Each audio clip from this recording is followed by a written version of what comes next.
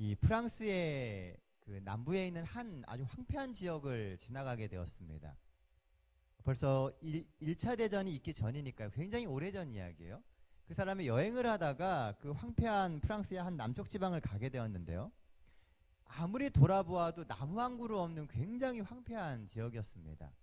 다른 지역은 나무들도 있고 사람들도 있고 이렇게 하면서 지역을 가꾸고 그러는데 그 지역만은 뭐 아무것도 하나가 없는 겁니다. 그 사람이 이제 거기를 이렇게 지나가는데 거기에 양치기가 한 명 보였어요. 근데 이 양치기의 이름이 엘제아르 부피에라고 하는 사람이었습니다. 엘제아르 부피에. 이 사람은 30여 마리의 양을 치는 양치기였는데요. 그 옆마을에 살면서 이 마을에 있는 폐가에 가끔씩 와가지고 이렇게 양을 치는 일을 하고 있었습니다. 그런데 이 사람은요, 그곳에 올 때마다 한 가지 하는 일이 있었어요. 그게 뭐였냐면, 올 때마다 한 번에 100개씩 도토리를 심었습니다. 근데 뭐 도토리를 심는다 그래서 뭐 크게 달라지는 건 없어요. 그런 작업을 얼마나 했냐면 3년 전부터 계속 해오고 있는 겁니다. 양을 치러 올 때마다 도토리를 100개씩 심었어요. 거기다가. 그걸 3년 동안 계속하게 되었고, 이 여행가가 그것을 본 이후로 5년 후에 세계 제1차 대전이 터지게 되었습니다. 그리고 뭐 전쟁이 발발해가지고 굉장히 이 나라가 혼란스럽고 위험하게 되게 되었어요. 그러던 중에 이 여행가가요, 이제 군인이 되어서 그 전쟁에 참여하게 되었습니다. 그리고 우연찮게 그 황폐했던 그 땅을 지나가게 되었어요. 그런데 놀랍게도요, 분명히 예전에 왔을 때 아무것도 없던 그 땅이 어느새 아름다운 숲으로 변해 있었습니다. 아직 그렇게 큰 나무가 있지는 않지만 아무것도 없던 그 땅에 나무들이 자라고 있고요. 여기저기 자리를 잡고 커가는 그런 나무들이 가득한 땅이 되었다는 것입니다. 엘제아르 부피에가 그동안 심어 놓았던 자작나무, 밤나무, 갈참나무가 절묘하게 조화를 이루는 숲을 만들고 있었고요. 그곳이 현재는 프랑스 남부의 가장 아름다운 도시 프로방스 지방이 되었다고 합니다. 아무것도 없던 곳에 한 사람이 도토리를 심었을 뿐인데, 그의 꿈과 그의 마음을 심었을 뿐인데, 그곳이 프랑스에서 가장 아름다운 땅이 되었다는 것입니다. 그리스도인들은요, 희망의 씨앗을 뿌리는 사람들입니다. 여러분들은 이번 한 주 어떤 희망의 씨앗을 여러분들의 삶에 심으셨습니까? 이 안식일 우리의 삶에 희망의 씨앗을 심어서 하나님이 주시는 열매를 준비하게 되시는 우리 동백교회 모든 성도님 되시기를 간절히 바랍니다. 자, 오늘 함께 볼 말씀은 사도행전 20장 28절로 32절입니다. 사도행전 20장 28절로 32절입니다. 우리 계속해서 우리 사도행전 계속 보고 있습니다. 사도행전 20장 28절로 32절입니다. 우리 한 절씩 번갈아 가면서 읽도록 하겠습니다. 20장 28절입니다. 여러분은 자기를 위하여 또는 온 양떼를 위하여 삼가라. 성령이 그들 가운데 여러분을 감독자로 삼고 하나님이 자기 피로 사신 교회를 보살피게 하셨느니라. 떠난 후에 사나운 이리가 여러분에게 들어와서 그 양떼를 아끼지 아니하며, 또한 여러분들 중에서도 제자들을 끌어 자기를 따르게 하려고 어그러진 말을 하는 사람들이 일어날 줄을 내가 아노라. 그러므로 여러분이 일깨워 내가 3년이나 밤낮 쉬지 않고 눈물로 각 사람을 훈계하던 것을 기억하라. 32절도 같이 읽겠습니다. 지금 내가 여러분을 주와 및 그 은혜의 말씀에 부탁하노니 그 말씀이 여러분을 능히 든든히 세우사 거룩하게 하심을 입은 모든 자 가운데 기업이 있게 하시리라. 예, 감사합니다. 자, 오늘 말씀의 제목은 진심 어린 당부입니다. 오늘 본문은 사도 바울이 에베소 교회를 떠나면서 하는 고별 설교입니다. 떠나야 할 때, 그리고 다시 올 수 없음을 예감하면서 주는 진심 어린 부탁의 말씀이 바로 오늘 본문의 이야기예요. 사도 바울이 이 본문의 이야기를 딱 설교를 한 다음에, 부탁을 한 다음에 다시는 에베소에 못 옵니다. 왜냐하면 이제 사도 바울의 모든 선교의 여정이 끝나가고요. 사도 바울이 로마로 이제 가게 되기 때문입니다. 사도 바울의 마음을 느끼면서 그 마음을 좀 느끼며 말씀을 새길 수 있는 오늘 이 시간 되게 되시길 간절히 바랍니다. 자, 본문이 주는 첫 번째 기별은요, 삼가라 하는 것입니다. 자, 28절 말씀입니다. 여러분은 자기를 위하여 또는 온 약자로 삼고 하셨느니라. 자, 여기 보면 좀 이상하죠. 왜 사도 바울은 고별 설교에서, 그것도 가장 중요한 순간에 제일 먼저 삼가라라고 하는 기별을 전했을까요? 삼가라. 삼가라고 하는 게 무슨 뜻이에요? 뭔가를 하지 말아라라고 하는 의미가 많이 느껴지죠. 왜 사도 바울은 고별 설교에서 가장 중요한 순간에 이 이야기를 할 수밖에 없었는가? 왜냐하면 이게 가장 중요하기 때문에 그렇습니다. 교회에게 있어서, 자라나는 교회, 하나님의 교회에 있어서 제일 중요한 것은 바로 이 삼가라라고 하는 부분이기 때문에 그래요. 그런데 사실 본문의 이 부분은요, 오해의 소지가 굉장히 많은 부분입니다. 여러분들 보시는 개역 한글판 성경이나 개역 개정판 성경에는요, 이 부분이 삼가라라고 되어 있습니다. 그렇죠? 그래서 우리가 계속 우리가 생각하는 그 삼가라라고 하는 의미를 생각을 해요. 그러나 그 이외의 번역본과 영어 성경에는요, 이 삼가라라고 하는 부분이 뭐라고 되어 있냐면 주로 조심하라 또는 주의를 기울이고 살피고 돌보라라고 되어 있습니다. 우리가 알고 있는 이 삼가라라고 하는 의미하고 좀 다른 의미의 이야기를 하고 있다는 거예요. 우리가 알고 있는 삼가라라고 하는 것은 뭘 하지 말라라고 하는 의미입니다. 그렇죠? 그런데 사도 바울이 이야기한 이 본문의 이야기는 뭘 하지 말라가 아니라 주의 깊게 교회를 살피고 돌보라라고 하는 의미라는 것입니다. 왜요? 교회는 하나님의 피로 산 하나님의 교회이기 때문입니다. 피 터지게 싸우고 목숨 걸고 지켜낸 생명이 바로 여러분들이 지금 있는 이 교회예요. 그리고 바로 우리가 바로 그런 교회이기 때문입니다. 교회가 하나님의 피값으로 산 구원받는 성도들의 모임이라면 이 교회의 구성원인 우리는 어떻게 교회 생활을 해야만 할까요? 그래서 필요한 것이 바로 지체의식이라고 하는 것입니다. 지체의식 들어봤어요? 처음 들어보셨죠? 근데 사실 내용을 들어보시면 여러분들이 너무나 잘 아는 이야기입니다.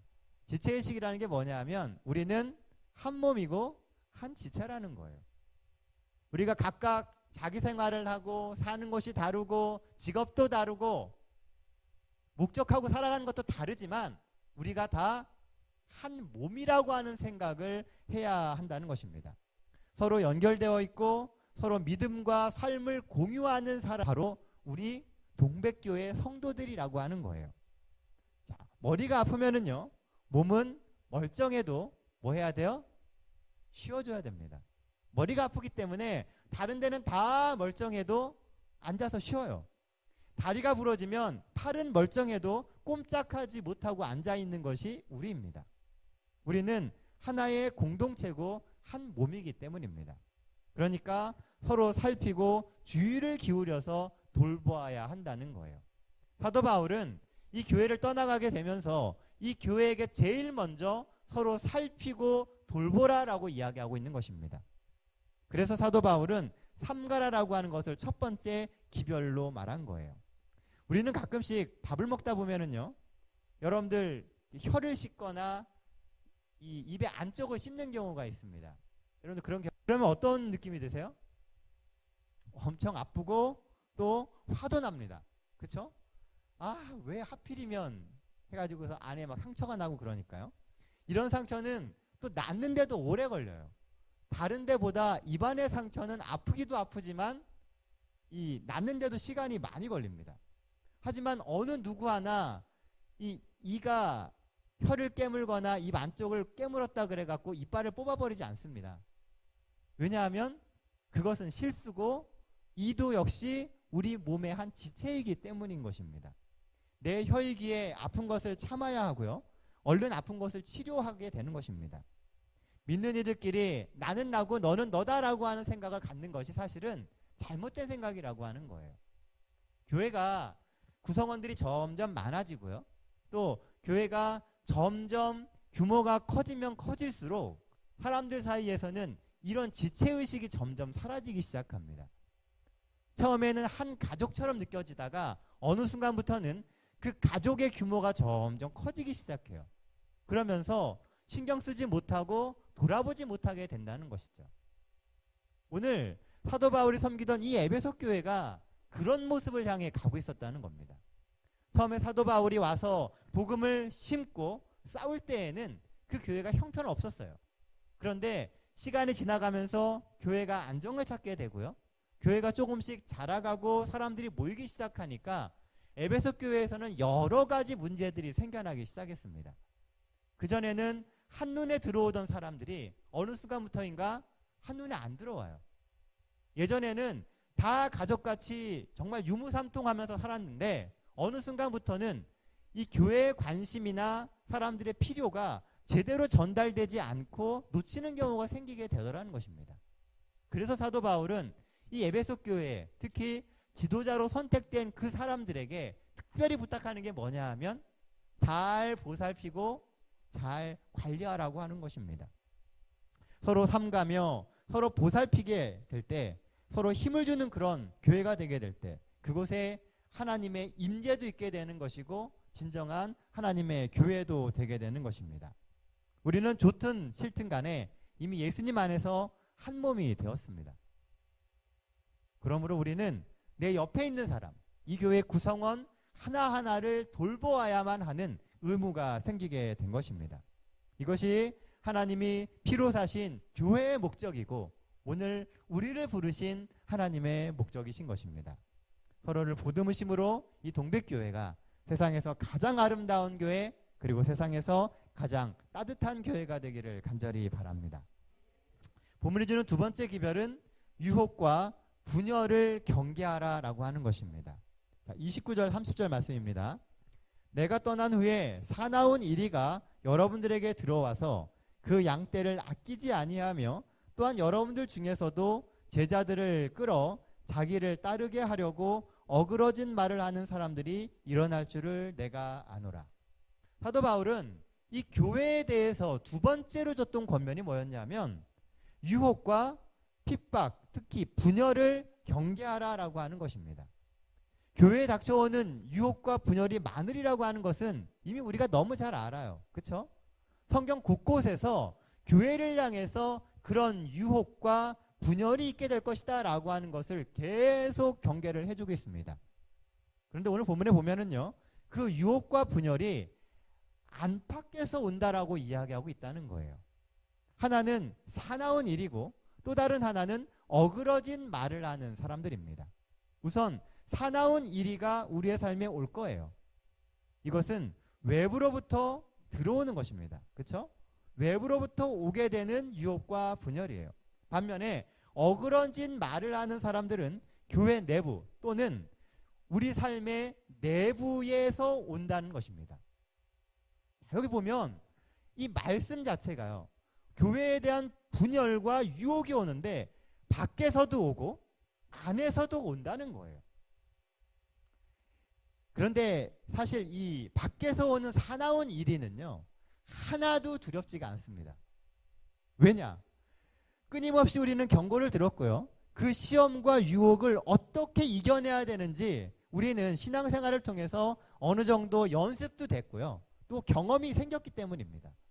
신앙생활의 경험이 연륜이 쌓이면 쌓일수록 우리는 외부로부터 오는 그 유혹과 분열에는 견딜 수 있는 힘이 생겨요. 그래서 웬만한 유혹이 오면 이게 유혹인지 다 알고요. 견뎌내고자 하는 의지도 있다는 것입니다. 그런데 정말 무서운 것은요, 내부로부터 오는 이 유혹과 분열입니다. 쉬운 말로 여기 보면은 내부적 시험은 어그러진 말에서 온다라고 이야기하고 있어요. 쉬운 말로 왜곡된 말이 원인이라고 하는 것입니다. 잘못된 말. 그 말 자체가 원래 의미와 원래 뜻이 뒤바뀌어서 들어오는 것이 교회 안에서 생기게 될 거라는 거예요. 진실과 다른 말이 교회 안에서 나오게 되고요. 삶을 무너뜨리는 의도적인 말이 우리 삶 속에서 생기게 된다는 것입니다. 그러므로 말을 조심해야 돼요.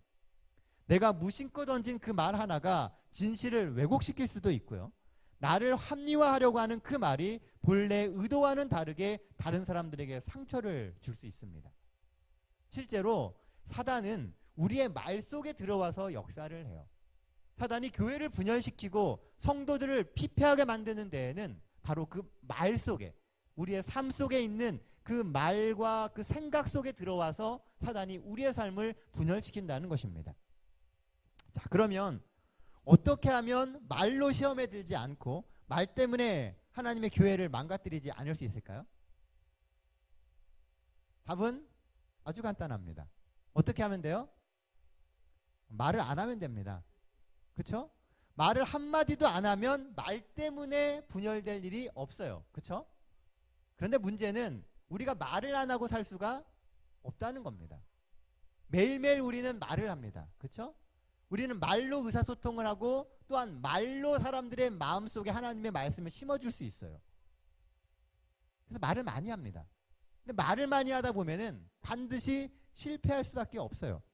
그래서 말을 안 하고 살 수 없으니까 말을 해야 되는데, 그럼 어쩔 수 없이 하는 그 말을 어떻게 제어할 수 있는지를 생각해야 된다는 것입니다. 자, 말은 어디서 나옵니까? 생각에서 나옵니다. 우리가 생각하는 것이 결국 말로 나오게 되어 있어요.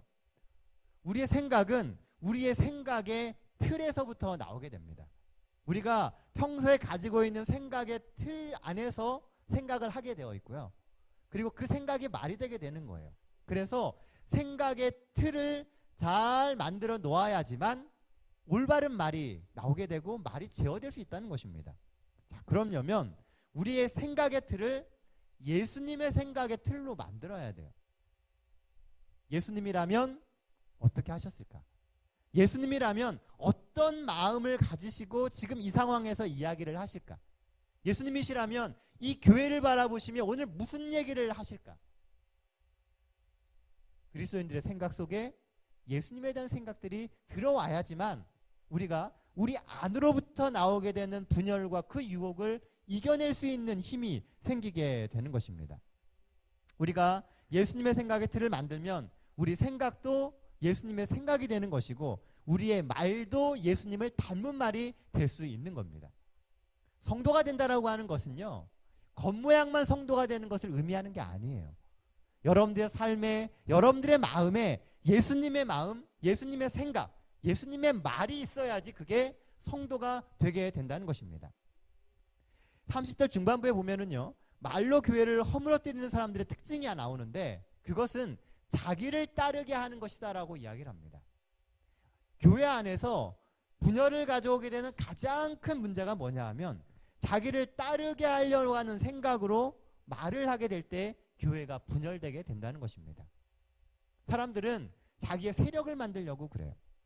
내 말을 듣고 나의 영향력을 받는 사람들을 만들려고 합니다. 그런데요, 그런 사람들이 생기면 생길수록 교회는 분열이 생겨요. 그렇죠? 사도 바울이 그 수많은 교회들을 방문할 때마다 계속 똑같은 문제가 반복되는데 그게 뭐냐 하면 교회 안에 있는 그 사람들, 나를 따르게 만들려고 하는 사람들의 이야기 때문에 고생을 합니다. 누구는 아볼로파라고 이야기하고 누구는 바울파라고 얘기하고 누구는 예수파라고 이야기를 합니다. 똑같이 교회 안에 앉아있는데 따르는 대상이 다르다는 거예요. 누구의 말을 따라갈 것인가? 내가 본이 되고 내 생각을 관철시키려고 하는 욕심을 갖게 될 때 우리 안에 분열이 오게 되는 것입니다. 사도 바울은 그것을 지금 에베소 교회에다가 경고를 하고 특별히 부탁을 하고 있는 거예요. 내 대신 예수님을 본받고 예수님의 생각을 내 삶에 실현하라고 이야기하는 것입니다. 누구의 말을 따르느냐, 누구를 따르게 할 것이냐가 중요한 게 아니라 오늘 내가 예수님을 따라가고 예수님의 본을 받으려고 하는 것이 오늘 우리의 삶에 필요하다는 거예요. 자, 그럼 어떻게 예수의 생각을, 예수님의 생각을 내 삶에 실현할 수 있습니까? 여러분들 어떻게 여러분들의 삶 속에서 예수님의 생각과 예수님의 말을 하시겠어요? 어떻게 하면 될까요? 예수님의 생각을 어떻게 할 수 있어요? 말씀을 읽어야죠. 하나님이 주시는 말씀을 읽으면서 하나님의 음성을 들어야 그 예수님의 생각을 읽을 수 있어요. 그렇죠? 그리고 기도하면서 예수님이 주시는 이야기를 서로 나누어야지만 예수님의 생각과 내 생각이 같아질 수 있게 되는 것입니다. 매일 성경을 읽고 기도하고 말씀을 묵상해야 우리의 삶 속에서 예수의 생각의 틀이 만들어지게 되는 것입니다. 자꾸 성경의 틀 속에서 생각하려고 하시기를 바랍니다. 세상에서는 좀 고리타분하고 답답해 보여도 할 수만 있으면 성경적 사고로 모든 것을 바라봐야 합니다. 우리가 그렇게 말하면 세상에선 고리타분하다고 이야기를 해요. 아직도 그런 생각을 가지고 살아가느냐고 이야기합니다. 그런데 그런 시각으로 세상을 바라보고 그런 시각으로 내 삶의 모든 문제를 바라보게 될 때 정말 거기에 변화가 있게 되는 것이고요. 그 속에서 숨겨져 있는 생명의 진리가 싹트게 되는 것입니다. 다 하나님의 은혜입니다. 하나님이 다 그렇게 하셨어요 라고 말하는 게 여러분들 어떠십니까? 어색하세요? 무슨 일을 할 때마다 하나님이 하셨고 하나님의 은혜입니다 라고 이야기하는 게 여러분들에게 어떤 느낌이 드십니까? 아마 어느 순간에는 그 말이 좀 어색하고요, 손발이 오그라드는 것처럼 보일 수도 있어요. 내가 이렇게 얘기하면 저 사람이 어떻게 생각할까, 이런 생각이 들 수도 있습니다. 그런데요, 그래도 그 이야기를 하는 겁니다. 우리의 삶에서 의도적으로 하나님의 이야기를 하려고 하고 의도적으로 성경에 나오는 그 이야기를 내 삶에 적용하려고 할 때 비로소 우리의 삶 속에서 모든 생각의 틀과 말의 틀이 예수님의 틀로 바뀌어져 가게 되는 것입니다. 우리는 그리스도인이기 때문에 그렇게 살아야 합니다. 우리가 정말 그리스도인이 되기를 원한다면 그렇게 살아야 돼요. 의도적으로, 안 된다면 의도적으로라도 우리의 삶에 예수님의 이야기를 하고 예수님의 말을 하고 예수님의 그 삶을 우리 삶 속에 실천하려고 하는 그런 노력이 필요하다는 것입니다. 수없이 말로 하나님을 높이고 우리의 생각과 말이 성경의 틀 속에서 펼쳐지게 될 때 우리의 삶은 하나님의 역사의 중심에 서게 될 것입니다. 사도 바울이 정말 피 흘려가며 목숨을 걸고 지켰던 그 교회에 사도 바울은 마지막으로 이 이야기를 주고 있는 것입니다. 예수를 생각하라. 그리고 예수님의 마음으로 우리 속으로부터 오는 그 많은 분열과 그 유혹을 이겨내라고 이야기합니다. 사랑하는 성도 여러분, 사도 바울은 에베소 교회가 하나님의 생각의 틀 속에서 살기를 원했습니다. 그래서 유혹이 밀려와도 시험이 아무리 거세도 흔들림 없는 든든한 교회가 되기를 원했던 것입니다. 마지막 시대를 사는 우리에게도 그런 시험과 유혹이 계속 밀려올 겁니다. 시험과 유혹에 부딪혀 싸우려고 하지 마시고 예수님을 마음에 먼저 모시십시오. 예수님을 마음에 모시면 그 시험과 유혹은 부딪혀 싸우려고 하지 않아도 자연스럽게 극복할 수 있습니다. 내 안이 든든하면 외부로부터 오는 그 어떤 시험도 우리를 흔들 수 없습니다. 나의 신앙이 확고하면은 우리가 보는 모든 것들이 예수의 눈으로, 예수의 시각으로, 예수의 생각으로 되기 때문에 시험이 되지 않아요. 시험이 되는 이유가 뭐 때문에 그러냐면 우리 속에 확고한 원칙과 확고한 무게중심이 없기 때문에 생기는 것입니다. 외부로부터 오는 그 유혹이 무섭기 때문에 생기는 게 아니고 강하기 때문에 무서운 게 아니고 정작 내 속에 확고한 원칙과 확고한 믿음과 온전한 생각이 자리 잡지 못하기 때문에 그것이 다 유혹이 되는 것이고 그것이 다 분열의 시험이 되는 것입니다. 사랑하는 성도 여러분, 하나님이 주시는 생각과 말을 여러분들의 삶에 가득 채우게 되시기를 바랍니다. 그래서 사나운 이리 같은 외부 환경도 또 우리를 흔드는 내부의 시련도 다 이겨내고 오직 하나님의 사람으로 살아가게 되시는 우리 동백교회 모든 성도들 되시기를 간절히 바랍니다. 여러분들 그렇게 사시겠습니까? 네, 지금의 그 결심이 여러분들의 삶에 계속 지속되게 되시기를 간절히 바랍니다. 그래서 본문에서 주는 마지막 세 번째 기별은요, 말씀이 우리의 기업이다라고 하는 것입니다. 32절 말씀입니다. 지금 내가 여러분을 주와 및 그 은혜의 말씀에 부탁하노니 그 말씀이 여러분을 능히 든든히 세우사 거룩하게 하심을 입은 모든 자 가운데서 기업이 있게 하시리라. 사도행전 20장 32절에 사도 바울은 이야기하기를 말씀이 곧 기업이다라고 이야기하고 있다는 것입니다. 하나님의 말씀이 우리를 든든히 세우고 하나님의 말씀이 우리를 거룩하게 하며 하나님의 말씀이 우리의 삶에 하나님의 기업이 있게 만든다라고 이야기합니다. 이 32절 말씀은 사도 바울이 어떤 신앙관을 가지고 있는지를 온전히 보여주고 있어요. 사도 바울이 그 척박한 환경 가운데서도 소망을 품고 살 수 있었던 이유는 말씀에 대한 확신이 있었기 때문입니다. 사도 바울이 죽을 위기와 수많은 핍박에서도 그 사명을 포기하지 않을 수 있었던 이유는 말씀에 대한 확신 때문이었어요. 때때로는 죽을 것 같이 보이고 때때로는 정말 그 벽이 너무 높고 든든해가지고 튼튼해가지고 깰 수 없을 것처럼 보이는 그 순간에도 포기하지 않았었던 이유는 말씀에 대한 확신이 있었기 때문입니다. 반대로 생각해 보면요, 우리의 삶이 이 척박한 환경에서 이리저리 휘둘리고 끊임없는 회의와 좌절에 빠지게 되는 것은 우리의 확신이 많이 약해졌음을 의미하는 것입니다. 옛날에는 시험이 되지 않던 것들이 어느 순간 시험이 돼요. 옛날에는 정말 큰 고민하지 않고 할 수 있었던 수많은 하나님을 위한 일들이 어느 순간부터는 주저하게 됩니다. 왜요? 우리의 신앙이 흔들리고 우리의 확신이 흔들리기 때문입니다. 하나님의 말씀이 여러분들의 기업을 세운다라고 하는 것을 믿으십니까? 하나님의 말씀을 붙들고 살면은 하나님이 여러분들의 삶에 하나님이 약속하신 그 모든 유산을 주실 거라는 것을 믿으십니까? 오늘 여러분들이 정말 그런 믿음이 있다면 무엇을 걱정하십니까? 하나님의 말씀을 믿는다면 왜 우리가 이 말씀을 믿고 그대로 못 살아가느냐는 거예요. 여러분들 뽑기 해보셨나요? 뽑기? 그 설탕 이렇게 넣어가지고선 연탄 뿌려다 이렇게 하는 거 있잖아요. 국자에다가. 제가 옛날에 뽑기를 참 많이 했습니다. 근데 생각해 보면요, 뽑기 자체가 맛이 있어서 뽑기를 하지 않았어요. 뭐 때문에 뽑기를 했냐면, 뽑기를 이렇게 하면은요, 딱 누른 다음에 모양을 하나 이렇게 꽉 눌러줍니다. 그러면 그 모양을 잘 뜯어가면은요, 선물을 줘요. 그래서 뽑기가 맛있어서 뽑기를 하기보다는 그 모양을 해가지고선 선물을 타는 게 그 목적이었습니다. 제 친구 중에는요, 이제 같이 뽑기를 하는데 그 친구는 저보다 좀 똑똑했던 것 같아요. 도구를 사용할 줄 알아요.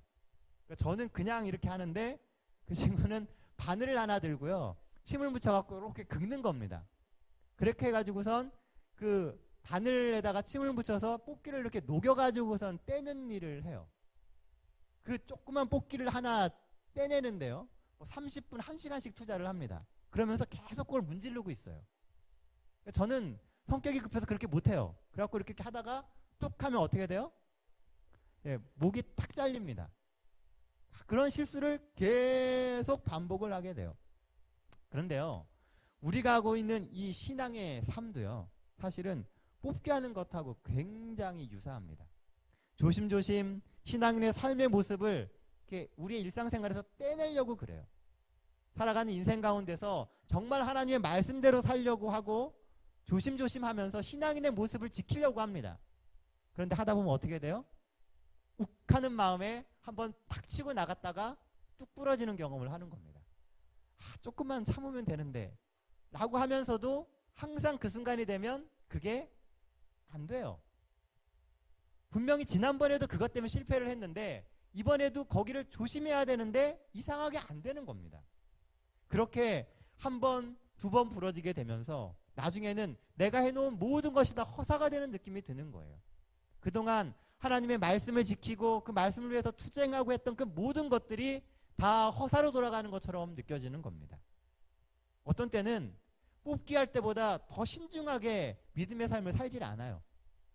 뽑기 할 때는 그 바늘 끝에다가 침 묻혀가면서 그걸 하던 그런 열심히 있는 사람이 자기의 신앙의 삶을 살 때는요, 그렇게 집중해서 열심히 안 한다는 겁니다. 믿음의 상황이 분명히 오고 그것이 시험이 될 걸 뻔히 알면서도 우리는 그 정도도 집중을 안 해요. 뽑기 할 때보다도 집중을 안 하면서 우리의 믿음의 삶을 결정하며 살아가고 있다는 것입니다. 그런 삶이 계속 반복되다 보면은요, 민감했던 영적인 결단력도 무뎌집니다. 예전에는 작은 일로 인해서도 가슴이 콩닥거리고 정말 회개해야 됨을 느꼈는데 언제부터인가요? 그런 느낌이 없어집니다. 점점 무뎌지고 어느 순간에는 보면 그리스도인으로서 실패하는 것이 너무 당연하게 느껴져요. 에이, 내가 뭐, 나는 그렇게 좋은 신앙인도 아닌데 이 정도면 됐지. 이렇게 머물러 버리게 된다는 것입니다. 사단이 정말 원하는 것은요, 우리가 그저 그런 신앙인이 되는 거예요. 하나님을 알고 살아가는데, 하나님을 믿고 살아가는데 이기고 승리하고 확신이 있는 성도가 아니라 그저 그렇게 패배에 익숙해지고요, 그저 그렇게 대충 살면서 그리스도인 명찰만 달고 사는 것에 만족하게 만드는 것을 사단이 원한다는 것입니다. 하나님의 말씀이 큰 능력이 있다는 것은 믿는데 이 말씀이 내 인생의 기업이 될 것이라고 하는 것은 믿지 못하게 한다는 거예요. 교회는 열심히 다니고 있는데 하나님의 말씀을 붙들고 인생을 바꿀 수 있는 용기는 없게 만드는 겁니다. 이게 정말 무서운 사단의 유혹이에요. 하나님의 말씀은 우리의 삶의 기업이 됩니다. 성경을 보면요, 하나님께서 이스라엘 백성들에게 요구하신 삶의 양식 중에 좀 특이한 게 하나가 있습니다. 그게 뭐냐면요, 여호수아 1장 8절에 보면 이런 얘기가 나와요. 율법책을 내 입에서 떠나지 말게 하라. 그 말씀을 이마에도 새기고 손에도 묶고 다니라고 이야기를 해요. 말씀을 자주 읽어라 라고 하는 정도가 아니고요, 말씀이 입에서 떠나지 않게 하고 그 말씀을 손에도 묶고 이마에도 묶고 다니라고 이야기를 해요. 무슨 얘기예요? 무엇을 행동할 때도 손은 행동하는 거잖아요. 행동할 때도 말씀에 의해서 하고, 이마에는 뭐가 있어요? 생각이 있습니다. 생각을 할 때도 말씀을 가지고 생각하라는 거예요. 그리고 또 뭐 하라고요? 입에서 하나님의 말씀이 떠나지 않게 하라는 겁니다. 계속 말하고 생각하고 움직이는 모든 것을 하나님의 말씀에 두라고 이야기하시는 거예요. 하나님이 주신 가장 좋은 해결책이 이거라는 겁니다. 말씀을 끊임없이 생각하고 말하고 행동하면은 결국 모든 유혹과 시험에서 든든히 설 수 있다는 거예요. 사도 바울은 에베소 교회에게 보내는 마지막 이 편지에서, 마지막 설교에서 하나님의 말씀의 모든 것을 의탁합니다. 이 말씀이 우리의 삶의 기업이 되고 이 말씀이 우리를 거룩하게 만들어줄 것이며 이 말씀이 우리를 든든하게 세워줄 것이다라고 이야기하고 있다는 거예요. 말씀을 자꾸 읽고 자꾸 말하면 나도 모르게 말씀에 대한 확신과 기대가 생깁니다. 말씀을 자꾸 읽고 생각하면 여러분들의 삶의 모든 부분에 있어서 그 말씀이 이루어져 가고 있는 것이 보이게 된다는 거예요. 그리고 그 기대가 하나하나 성취되는 것을 보게 되면서 믿음은 더욱 굳건해지는 것입니다. 말씀을 읽지 않으면 믿음도 흔들립니다. 말씀을 읽지 않으면 기대도 없어지게 되고요, 기대하지 않으면 우리 삶에 아무것도 일어나지 않습니다. 하나님이 우리 삶 속에서 수많은 일들을 일으키시는데도 그것이 일어나는지조차 모르고 지나가요. 하나님이 우리를 위해 준비해 놓으신 그 모든 것들이 기대하지 않고 바라보지 않기 때문에 다 사라져버리고 말게 되는 것입니다. 결국 오늘날 우리를 약하게 만들고 우리를 시험에 들게 만드는 것은 말씀의 확신의 부족에서부터 오게 되는 것입니다. 하나님께서 이 세상 역사를 주관하신다는 것을 정말 확신하십니까? 우리는 구원받을 사람들이고 하나님이 끝까지 우리를 붙드신다는 것을 정말 믿으십니까? 그렇다면 왜 걱정하고 왜 환경에 휘둘립니까? 우리가 하나님 안에 있는데, 우리가 하나님의 자녀로 살아가고 있는데 왜 걱정하고 왜 유혹에 휘둘립니까? 사단이 지금 우리의 눈앞에 보여주는 것은 우리의 눈을 현혹시키기 위한 것들입니다. 더 화려하고 더 멋지고 더 큰 것을 보여주면서 하나님이 약속하신 그 말씀의 희망을 버리라고 이야기를 해요. 하나님의 말씀대로 산다고 뭐가 달라지냐고 이야기합니다. 눈앞에서 하나님의 말씀과 전혀 상관없이 사는 사람들이 더 잘 사는 것처럼 보이고요. 나보다 더 빠르게 승진하고 나보다 더 잘 나가는 것처럼 보여지게 만듭니다. 무슨 생각을 하게 만들어요? 말씀대로 살아도 별반 다르지 않네. 말씀대로 산다고 이게 내 삶에 떡을 주나 밥을 주나, 이런 생각을 하게 만든다는 거예요. 사단은 눈앞에서 일어나고 있는 많은 일들을 통해서 우리가 갖고 있던 믿음의 그 확신들을 흔들어 놓으려고 합니다. 하나님의 약속을 보지 못하게 만들고 하나님을 믿고 믿음의 눈으로 성도의 삶을 바라보지 못하도록 만든다는 것입니다. 이런 환경 가운데서 우리가 바로 설 수 있고 힘을 얻을 수 있고 다시 한번 하나님을 붙들 수 있게 만드는 힘은 바로 말씀의 힘입니다. 말씀을 믿고 말씀의 삶을 의지하십시오. 하나님이 주신 그 약속을 믿고 붙들게 되시기를 바랍니다. 그러니 사도 바울처럼 말씀의 확신을 갖고 살아가십시오. 많이 아는 게 중요한 게 아니라 많이 믿는 게 중요합니다. 세상은 많은 지식을 이야기하지만 성경은 많은 믿음을 이야기합니다. 하나님 주신 그 말씀을 아는 대로, 듣는 대로 믿으십시오. 그리고 그것을 삶에 적용하고 그 말씀대로 부딪혀가면서 하나님이 여러분들의 인생 가운데 주시는 그 도움들을 체험하며 살아가게 되시기를 바랍니다. 하나님이 우리의 모든 미래를 이끄시고 우리의 구원을 합당하게 만들어 가실 것입니다. 믿고 확신하고 실천하십시오. 특별히 이 안식일 하나님이 주시는 그 확신과 부흥의 도전이 여러분들의 삶에 있게 되기를 간절히 바랍니다. 그리스도인들은 말씀의 확신을 갖고 사는 거예요. 성도들은 서로 돌보며 사랑하면서 살아가는 것입니다. 싸우라고 복음의 말씀을 주신 게 아니에요. 저 밖에 있는 수많은 사람들요, 하나님을 안 믿는다고 그들이 버려질 사람들이 아닙니다. 그들이 비록 지금은 이곳에 있지 않지만 여전히 그들은 하나님의 사랑의 대상이에요. 이 교회는 그들에게 사랑을 전해야 할 통로가 되는 것입니다. 사도 바울이 진심 어린 마음으로 주셨던 권면처럼 우리가 정말 하나님의 살아있는 교회가 되고 하나님이 주시는 능력을 가진 성도들이 되게 되시길 간절히 바랍니다. 우리 하나님이, 여러분의 하나님이, 나의 하나님이 우리를 도우십니다. 하나님을 믿으며 다시금 믿음으로 힘을 내게 되시는 이 안식일 되게 되시길 바랍니다. 한 주 동안 힘드셨죠? 한 주 동안 힘써 일하고 어쩌면 너무나 지친 몸을 갖고 이곳에 오셨을지 모릅니다. 그러나 하나님이 준비하신 이 안식의 시간은 우리를 회복시키고 우리를 힘을 주고 우리에게 믿음을 세워주며 하나님을 만날 수 있는 기회를 줍니다.